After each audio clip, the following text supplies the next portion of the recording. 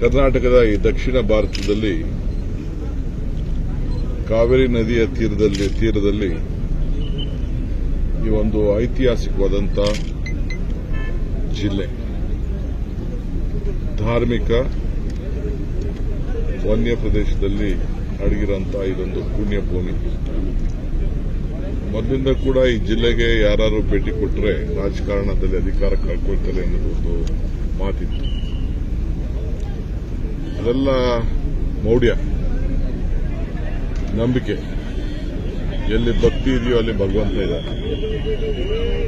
ಇವತ್ತು ಮಲೆ ಮಹದೇಶ್ವರ, ಈ ಮಧ್ಯರಂಗ, ಸಿದ್ದಪ್ಪಾಜಿ, ಬಿಳಿರಂಗೇನಕೆಟ್ಟ, ಗೋಪಾಲ ಸ್ವಾಮಿ, ಇವೆಲ್ಲ ಈ ಪುಣ್ಯಕ್ಷೇತ್ರಗಳು. ಆಮೇಲೆ ಚಾಮುಂಡೇಶ್ವರ, ಇವೆಲ್ಲ ಪುಣ್ಯಕ್ಷೇತ್ರಗಳು ಎಲ್ಲ ಜನ ನಡ್ಕೊಂಡು ಅವ್ರದ ಆಸೆ ಆಕಾಂಕ್ಷೆಗಳನ್ನ, ನೆಮ್ಮದಿಯನ್ನ ತೀರಿಸಿಕೊಳ್ಳಿಕ್ಕೆ ಇಲ್ಲಿಗೆ ಬರ್ತಾರೆ. ಪ್ರತಿ ವರ್ಷ ಶ್ರೀರಂಗಪಟ್ಟಣ, ಮಧ್ಯರಂಗ, ಅಂತರಂಗ ಈ ಮೂರು ಕಡೆ ಕೂಡ ಬೆಳಗ್ಗೆಯಿಂದ ಹೊತ್ತು ಮುಳುಗಿ ಒಳಗಡೆ ಮೂರನ್ನ ಪ್ರವಾಸ ಮಾಡುವಂತ ಒಂದು ಪದ್ಧತಿಯನ್ನು ಕೂಡ ಇಟ್ಕೊಂಡಿದ್ದಾರೆ. ಇವತ್ತು ರಂಗನಾಥ ಸ್ವಾಮಿಯ ಈ ದೇವಸ್ಥಾನದಲ್ಲಿ ಜೀರ್ಣೋದ್ಧಾರದ ಕೆಲಸ ಇಲ್ಲಿ ನಮ್ಮ ಸರ್ಕಾರದ ಜೊತೆಯಲ್ಲಿ ನಮ್ಮ ಖಾಸಗಿ ಒಬ್ಬ ಸ್ನೇಹಿತರು ಐಶ್ವರ್ಯವರು ಇದನ್ನ ಕೆಲವು ನಿರ್ವಹಿಸಿದ್ದಾರೆ. ನಾನು, ಜಿಲ್ಲಾ ಮಂತ್ರಿಗಳು, ಧಾರ್ಮಿಕ ಮಂತ್ರಿಗಳು, ನಮ್ಮೆಲ್ಲ ಶಾಸಕರುಗಳು ನಾವೆಲ್ಲ ಬಂದು ಈ ಒಂದು ಪವಿತ್ರವಾದಂತಹ ಕಾರ್ಯಕ್ರಮದಲ್ಲಿ ನಾವು ಪಾಲ್ಗೊಳ್ತಾ ಇದ್ದೀವಿ. ಇವತ್ತು ಕ್ಯಾಬಿನೆಟ್ ಇದೆ. ಆದರೂ ಕೂಡ ಇವತ್ತು ಜನರ ನೆಮ್ಮದಿಗೆ ನಾನಾಗಲೇ ಹೇಳ್ದಂಗೆ ಭಕ್ತಿಗೂ ಭಗವಂತನಿಗೂ ವ್ಯವಹಾರ ಮಾಡುವಂಥ ಸ್ಥಳ ದೇವಾಲಯ. ಸೊ ಅದರಿಂದ ಈ ಪುಣ್ಯಕ್ಷೇತ್ರ ಯಾತ್ರಿಕರಿಗೆ ಬಹಳ ಪ್ರಸಿದ್ಧವಾದ್ದು. ಈ ಜಾಗದಲ್ಲಿ ತಂದು ಬಂದಿದೆ ಗಗನಚುಕ್ಕಿ, ಬರಂಚುಕ್ಕಿ. ಇದು ನಾವು ಯಾರು ಸೃಷ್ಟಿ ಮಾಡಿದ್ದೇವೆ, ಇದು ಪ್ರಕೃತಿಯ ಒಂದು ದೊಡ್ಡ ಕೊಡುಗೆ. ಆ ಕೊಡುಗೆಡೆ ನೂರಾರು ಭಕ್ತಾದಿಗಳು ಮತ್ತು ಪ್ರವಾಸಿಗರು ಬರ್ತಾ ಇದ್ದಾರೆ. ನಮ್ಮ ಸರ್ಕಾರ ಕೂಡ ಇವತ್ತು ಅನೇಕ ಅಭಿವೃದ್ಧಿ ಕೆಲಸವನ್ನು ಎಲ್ಲ ಕಡೆ ಇವತ್ತು ಮಾಡ್ಕೊಂಡು ಬಂದಿದೆ. ಎಲ್ಲ ಕ್ಯಾಬಿನೆಟ್ ಕೂಡ ಮೊನ್ನೆ ಮಾಡಿ ಈ ಜಿಲ್ಲೆಗೆ ಒಂದು ವಿಶೇಷವಾದಂಥ ಕೊಡುಗೆಗಳನ್ನು ಕೂಡ ನಾವು ಕೊಟ್ಟಿದ್ದೇವೆ. ಜೊತೆಗೆ ಇಂಡಸ್ಟ್ರಿಯಲ್ ಗ್ರೋತ್ ಕೂಡ ಆಗಬೇಕು ಅನ್ನೋ ದೃಷ್ಟಿಯಿಂದ ಮೊನ್ನೆ ಕೂಡ ಕೆಲವು ಅನೇಕ ತೊಡಕುಗಳಿದ್ದಂಥದ್ದು ಕೂಡ ನಾವೆಲ್ಲ ಸರಿಪಡಿಸಿದ್ದೇವೆ.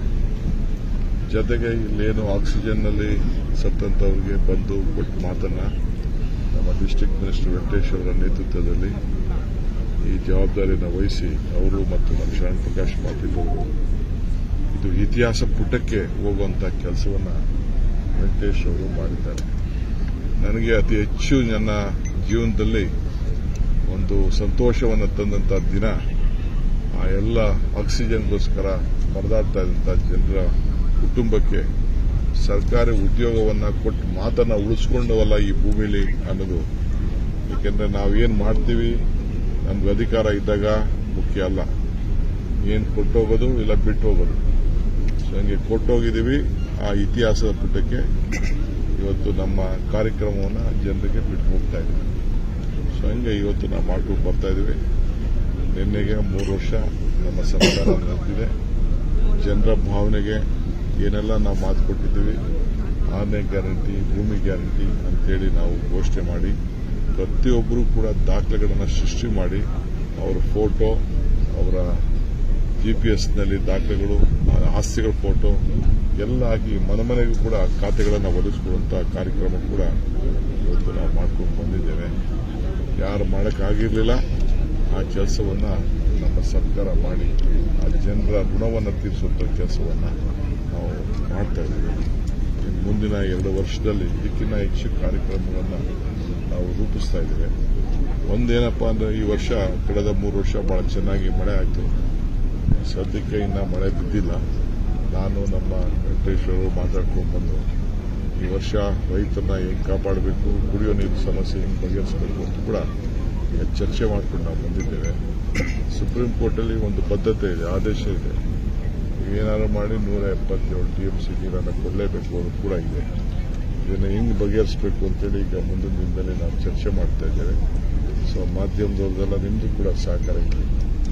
ನೀಟ್ ಪರೀಕ್ಷೆಯ ಕಳ್ಳಾಟದ ವಿರುದ್ಧ ಪ್ರತಿಭಟನೆ ಆಗಿದೆ. ದಾಟು ಸುಪ್ರೀಂ ಕೋರ್ಟಲ್ಲಿ ಇದು ತಮಿಳುನಾಡಿಗೆ ಯಾವ ತರದ ಹಕ್ಕಿಲ್ಲ.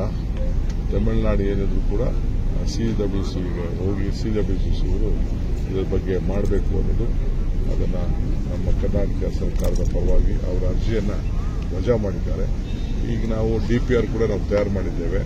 ಮೇಕೆದಾಟು ಆಫೀಸ್ ಓಪನ್ ಮಾಡಿದ್ದೇವೆ. ಜಮೀನನ್ನು ಗುರುಸ್ತಾ ಇದ್ದೇವೆ. ಫಾರೆಸ್ಟ್ ಜಮೀನಿಗೆ ಆಲ್ಟರ್ನೇಟಿವ್ ಜಮೀನು ಕೊಡಬೇಕು ಅಂತ ಗುರುಸ್ತಾ ಇದ್ದೇವೆ. ಅದನ್ನು ಕೊಟ್ಬಿಟ್ಟು ಈಗ ಹೊಸ DPRನ ಕೊಡ್ತಾ ಇದ್ದೇವೆ. ಸೆಂಟ್ರಲ್ ಗೌರ್ಮೆಂಟ್ ಪರ್ಮಿಷನ್ ಕೊಟ್ಟ ಮೇಲೆ ಅದನ್ನು ಭೂಮಿ ಪೂಜೆಯನ್ನು ಮಾಡ್ತೇವೆ.